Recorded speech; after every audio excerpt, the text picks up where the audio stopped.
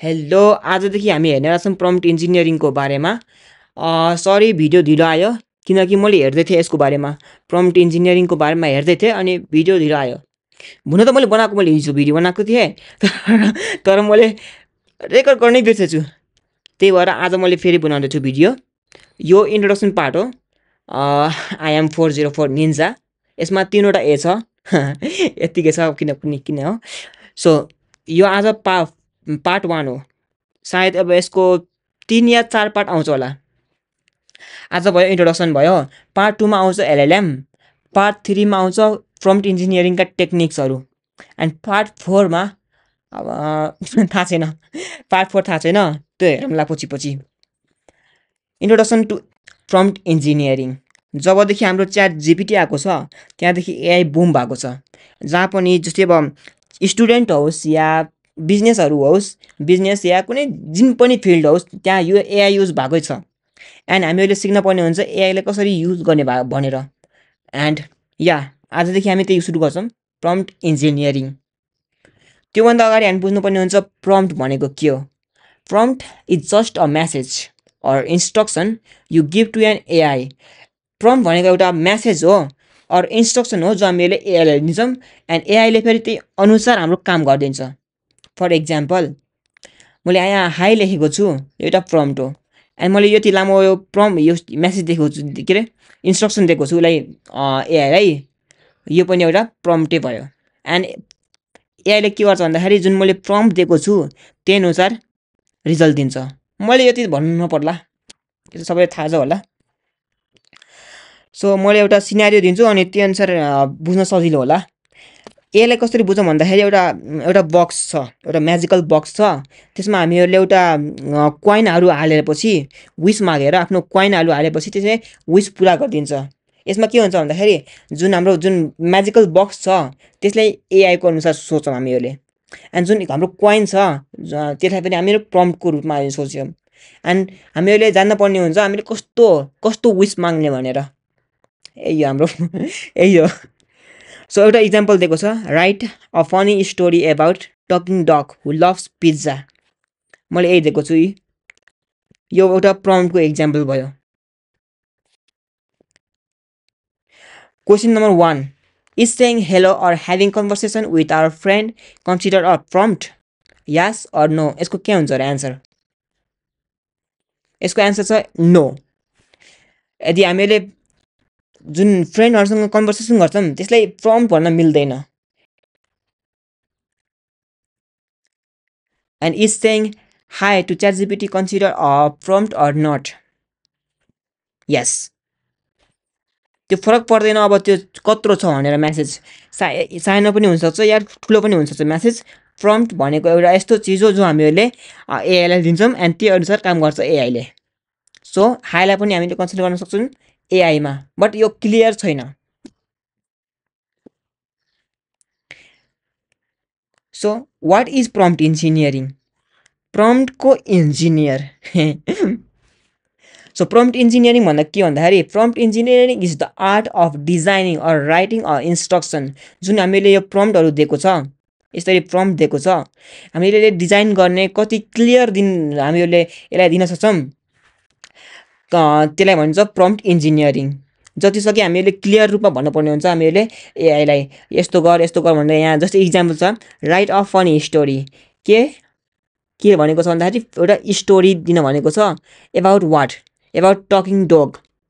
अनि यसको क्यारेक्टरिस्टिक हु loves pizza, एउटा प्रम्प्ट भयो, डिटेलमा दिएको छ। यसले क्लियर रूपमा भन्नु खोजेको कि हामी चाहिएको के हो, एउटा फनी स्टोरी चाहियो जसमा डग बोलेको छ जसलाई पिज्जा मनपर्छ। It is a clear prompt. हामीले यही सिक्छौँ अब यो कोर्समा, crafting the right instruction for AI. So crafting right instruction भन्दाखेरि कस्तो, अब जस्तै हामीहरूले कुनै लेखेको हुन्छ प्रम्प्टहरू, अनि त्यतिखेर हामीले चाहेको एन्सर नपाउन सक्छ। हामीहरूले रिमुभ दिस अनि एड दिस भन्न सक्छौँ। हामीहरूले भन्नुपर्ने हुन्छ एआईलाई, यदि एआईले बुझेन भने। अनि त्यही अनुसार हामीहरूले क्राफ्ट गर्न सिक्न पर्ने हुन्छ हामीहरूले प्रम्प्ट इन्जिनियरिङमा। उल्टो भने मैले नै, ठिक छ। If a prompt is clear the AI can provide more accurate result. जतिसक्यो हाम्रो एक्युरेट हुनुपर्ने जतिसक्यो हाम्रो क्लियर हुनुपर्ने हुन्छ हामीहरूको प्रम्प्टहरू। So example of bad prompt, tell me a story like Harry Potter. मतलब यो राम्रो त छ, प्रम्प्ट राम्रो छ, बट क्लियर छैन यसमा भन्न खोजेको के हो भन्दाखेरि।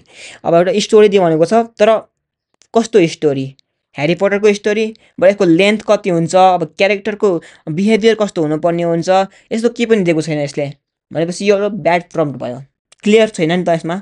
अनि draw a nice picture, nice picture त भन्यो तर के चिजको पिक्चर बनाउने, क्लियर छैन। Give me a cool idea, idea त आइडिया तर के को आइडिया, क्लियर छैन। सो यो पनि ब्याड इक्जाम्पल भयो प्रम्प्टको, ब्याड प्रम्प्ट। अनि इक्जाम्पल अफ गुड प्रम्प्ट, यहाँ के भनेको छ, जेनेरेट एन इमेज, एउटा इमेज बनाउनु भनेको छ, कस्तो, रियलिस्टिक ब्ल्याक क्याट, एउटा ब्ल्याक क्याटको रियलिस्टिक इमेज बनाउनु भनेको छ। अनि त्यो यसको क्यारेक्टरिस्टिक, यो बसेको छ विन्डसिल्डमा ड्युरिङ सनसेट, एउटा ब्ल्याक क्याट जो बसेको छ विन्डसिल्डमा अनि सनसेटमा, अनि with golden light reflecting off its fur. यसको के दिएको छ हामीमा, एउटा इमेज बनाउनु भनेको छ, यसको ब्ल्याक क्याट भनेको छ, अनि पछि कहाँ बसेको छ, विन्डसिल्डमा बसेको छ भनेको छ, एन्ड कुन यसको टाइम पनि दिएको छ सनसेटको बेलामा, एन्ड यसको कलर पनि दिएको छ भनेपछि फर कलर पनि दिएको छ, एन्ड लास्टमा ब्याकग्राउन्ड यस्तो old European town with cobblestone streets. भन्न खोजेको के भन्दाखेरि क्लियर छ केमा भन्न खोजेको के भन्दाखेरि चाहिएको के हामीलाई त्यो क्लियर भनेको छ। सो यसलाई भन्छ गुड प्रम्प्ट भनेर। Nobita is a skilled prompt engineer, why. जस्तै अब नोबिताले के भन्छ भन्दाखेरि सिधै भन्दैन कि मलाई हेल्प चाहियो भनेर, यसले डिटेलमा भन्छ एन्सरहरू क्वेसनहरू के अरे डोरेमनलाई। कसरी भन्छ भन्दाखेरि डोरेमन मलाई मेरो भोलि टेस्ट छ, म फेल हुन्छु, मलाई यस्तो ग्याजेट जसले गर्दाखेरि म रातभरि पढ्न सकूँ अनि मलाई याद पनि होस्। यसले डिटेलमा हो कि क्लियर छ, यसको इन्फर्मेसन यसको प्रम्प्टहरू क्लियर छ। सो यसलाई नोबिताले भन्न सकिन्छ prompt engineer.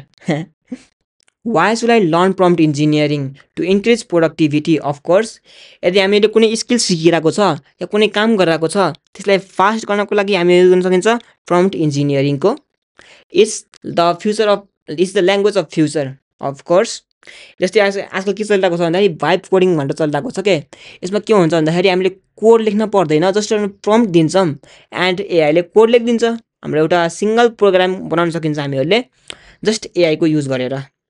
It's like Google docking, गुगलमा एउटा सिम्पल सर्च गर्नुभन्दा फाइल टाइप लेखेर यदि दियो भने त्यसले बेटर रिजल्ट दिन्छ। सिम्पल एन्सर के भन्दाखेरि if you want accurate result then you have to use prompt engineering. Okay, आजको लागि यति थियो, भोलि हेरौँला एलएनएमको बारेमा।